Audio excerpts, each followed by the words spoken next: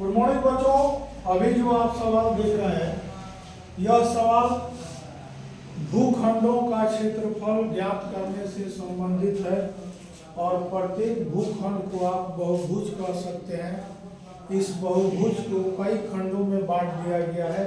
आप देख रहे हैं 1, 2, 3, 4, 5 खंडों में बांटा गया है। जब भी बहुभुज को विभिन्न खंडों में बांटा जाता है तो किसी न किसी ज्यामितीय आकृति के रूप में यह खंड दिखाई देती है।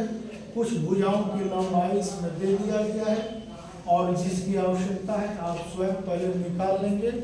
उसके बाद अलग अलग भूखंडों का क्षेत्रफल निकालकर सभी भूखंडों का क्षेत्रफल जोड़ देंगे तो बहुभुज का क्षेत्रफल आसानी से निकल जाएगा। थोड़ा ध्यान देंगे, यहाँ दिया है AD दे दिया है 8 सेंटीमीटर, AH दे दिया है 6 सेंटीमीटर, AG दे दिया है 4 सेंटीमीटर, AF दे दिया है 3 सेंटीमीटर, BF दे दिया है 2 सेंटीमीटर, CH दिया है 3 सेंटीमीटर। सब में यह लंबाई आप देख रहे हैं। अब इसमें क्या चीज की जरूरत है तो पहले देख लेंगे। यहाँ पर एक आकृति यहाँ जो दिखाई दे रही है त्रिभुजाकार आकृति है। दूसरी आकृति जो दिखाई दे रही है समलंब चतुर्भुजाकार आकृति है।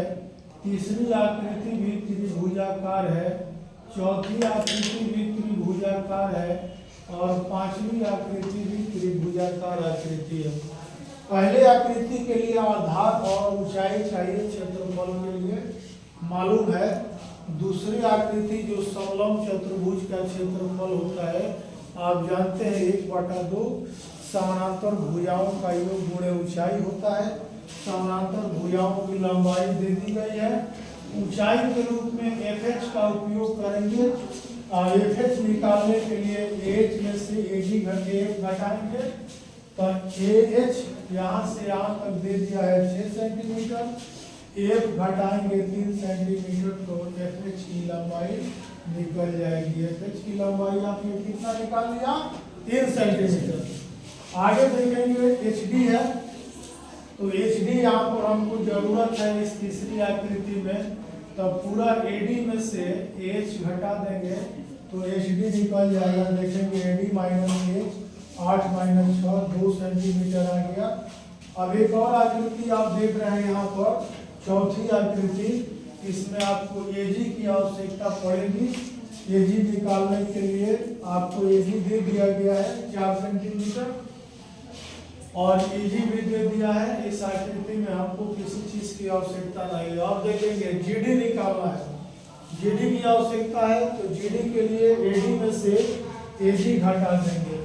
पूरा AD दिया है, इसमें से AG घटा देंगे तो GD बच जाएगा, यानी कि 8 में से 4 घटाएंगे 4 बच जाएगा। अब जिन जिन भुजाओं की आवश्यकता है क्षेत्रफल में वो सारी भुजाएं आप निकाल कर एक डाटा तैयार कर चुके हैं। अब आसानी से क्षेत्रफल निकालते जाएंगे। तो फिगर जो दिया है 1 यानी कि आकृति 1 का क्षेत्रफल आप निकालेंगे। यह त्रिभुजाकार आकृति है। 1/2 आधार गुणे ऊंचाई का 1 गुणे ऊंचाई का मान BF दिया है। आप आसानी से निकालेंगे 1/2।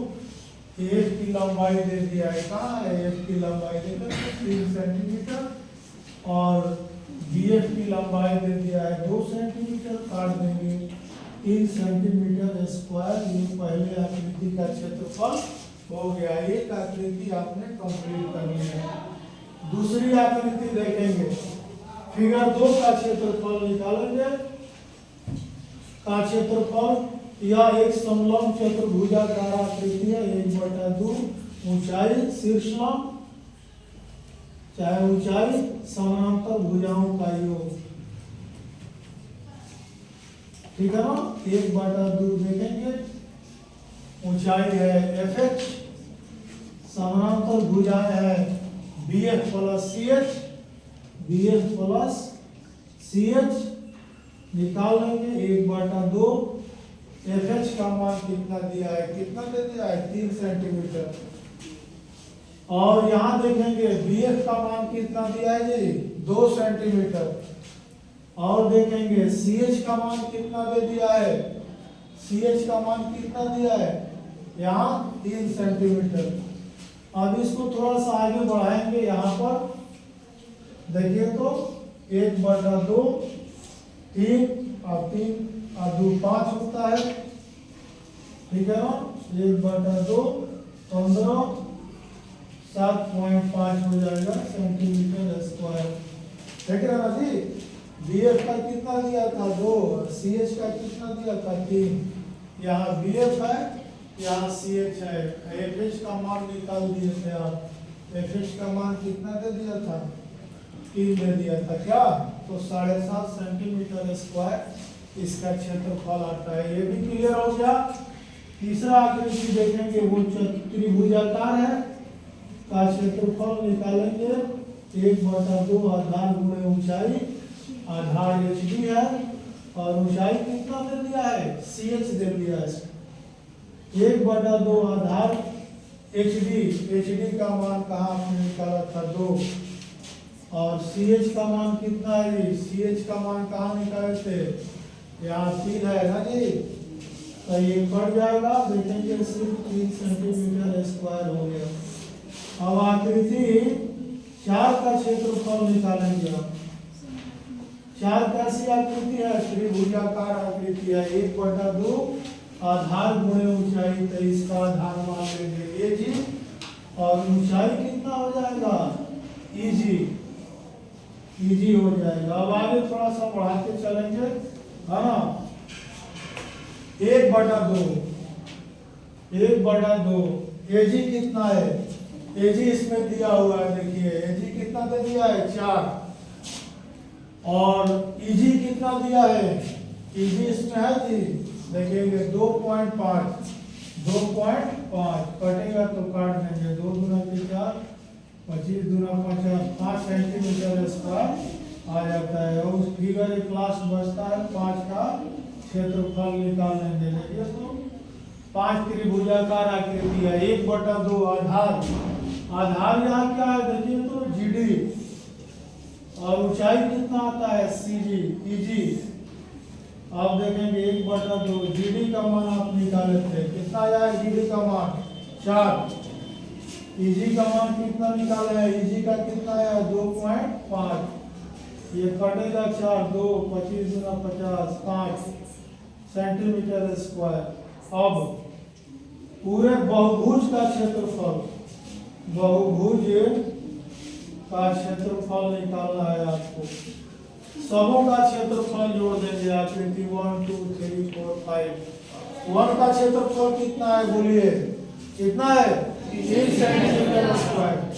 3 प्लस दूसरे आकृति का क्षेत्रफल कितना आया है, कितना आया 7.5। तीसरा आकृति का क्षेत्रफल कितना आया है, देखिएगा 3 सेंटीमीटर। चौथे आकृति का कितना आया है 5, और छठी आकृति का 5। अब देखेंगे 5 और 5 10 और 6 16 में 7.5 जोड़ देंगे, 6 दूना 12 13 और 23.5 हो जाता है। कितना आ जाता है 23.5 सेंटीमीटर स्क्वायर। इस तरह से आप एक आकृतियों की सहायता से पूरे भूखंड का क्षेत्रफल आसानी से निकाल सकते हैं। अगर सवाल समझ गए कृपया चैनल को लाइक करें, ज़्यादा से ज़्यादा वीडियो को शेयर करें और दिए गए दूसरे प्रश्न को स्वयं हल करें। अगर किसी तरीके की परेशानी होती है तो चैनल के कमेंट सेक्शन में इसका रिप्लाई करें। धन्यवाद।